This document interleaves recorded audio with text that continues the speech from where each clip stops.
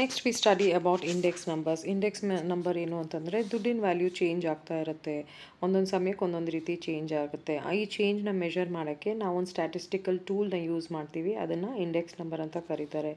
Index number ಅನ್ನೋದು it is a series of figures that shows how much economic things have changed from one time to another. So purpose of index number ಏನು ಅಂತಂದರೆ ನೀವೇನಾರ ತೊಗೊಳಕ್ಕೆ ಮುಂಚೆ first before that we got about methods of preparing index number. 7 steps ಇರುತ್ತೆ ಇದರಲ್ಲಿ. First step purpose of index number ಅಂದರೆ ನಿಮಗೆ index number ಯಾಕೆ ಬೇಕು ಅಂತ. ನೀವೇನಾರು ತೊಗೊಳಕ್ಕೆ ಮುಂಚೆ ನೀವು ಏನು ಡಿಸೈಡ್ ಮಾಡಬೇಕು ಅಂದರೆ ಏನಕ್ಕೆ ತೊಗೋತಾ ಇದ್ದೀವಿ ಅಂತ. ಸೊ ಒಂದು ಕ್ಯಾಟಗರಿಗೆ ಮಾಡಿರುವಂಥ ಇಂಡೆಕ್ಸ್ ನಂಬರ್ನ ಬೇರೆ ಕ್ಯಾಟಗರಿಗೆ ಮಾಡೋಕ್ಕೆ ಸಾಧ್ಯ ಇಲ್ಲ. ಫಾರ್ ಎಕ್ಸಾಂಪಲ್ ವರ್ಕಿಂಗ್ ಕ್ಲಾಸಿಗೆ ಮಾಡಿರೋ ಇಂಡೆಕ್ಸ್ ನಂಬರ್ನ ನಾವು ಫಾರ್ಮರ್ಸಿಗೆ ಯೂಸ್ ಮಾಡೋಕ್ಕಾಗಲ್ಲ, ಬಿಕಾಸ್ ಕನ್ಸಂಪ್ಷನ್ ಬೇರೆ ಬೇರೆ ಆಗುತ್ತೆ.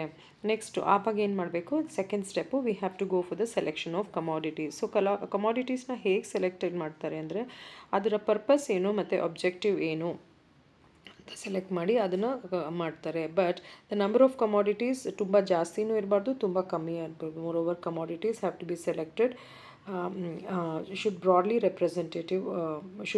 represent a group of commodities. So selection of commodity ಆದಮೇಲೆ ನೆಕ್ಸ್ಟು ಸೆಲೆಕ್ಷನ್ ಆಫ್ ಪ್ರೈಸ್ ಮಾಡಬೇಕು. ಸೆಲೆಕ್ಷನ್ ಆಫ್ ಪ್ರೈಸ್ ಹೇಗೆ ಮಾಡಬೇಕು ಅಂತಂದರೆ ಕೇರ್ ತೊಗೋಬೇಕು. Care should be taken that the select prices from representative person, place and other sources, but they must be reliable. Then the problem is to select wholesale or retail prices. This depends on types of index number.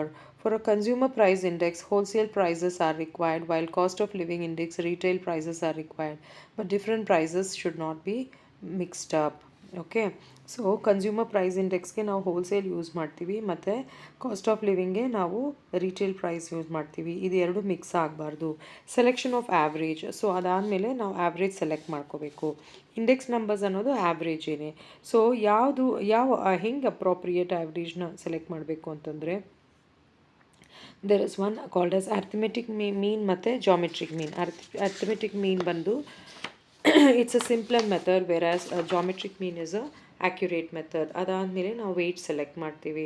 So weightage ಯಾವುದು ಕೊಡಬೇಕು ಅನ್ನೋದ್ರ ಬಗ್ಗೆ. ಯಾವ commodity important ಇದೆ consumers ಕನ್ಸಂಪ್ಷನ್ಗೋಸ್ಕರ ಅದಕ್ಕೆ higher weightage ಕೊಡ್ತಾರೆ. ಈ ವೆಯ್ಟ್ಸ್ನ determine ಮಾಡೋದು relative amount of income spent on commodity by consumers.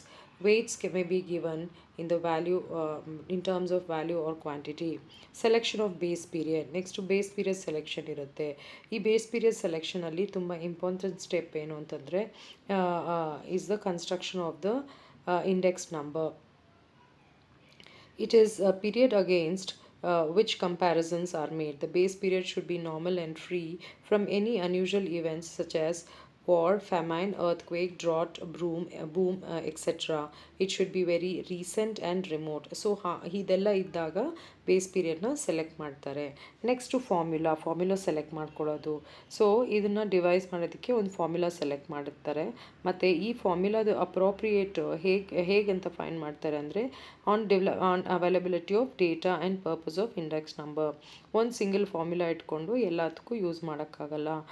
So ಒಂದು ಪ್ರೈಸ್ ಇಂಡೆಕ್ಸ್ಗೆ ಯೂಸ್ ಮಾಡುವಂಥ ಫಾರ್ಮ್ಯುಲಾ ಏನು ಅಂತಂದರೆ sum of R by N ಅಂತ. ಸೊ ಈ ಸಮ್ ಆಫ್ ಆರ್ ಬೈ ಎನ್ನು is the way in which price index can be done. So illi you can make a table wherein you can give a list of commodities.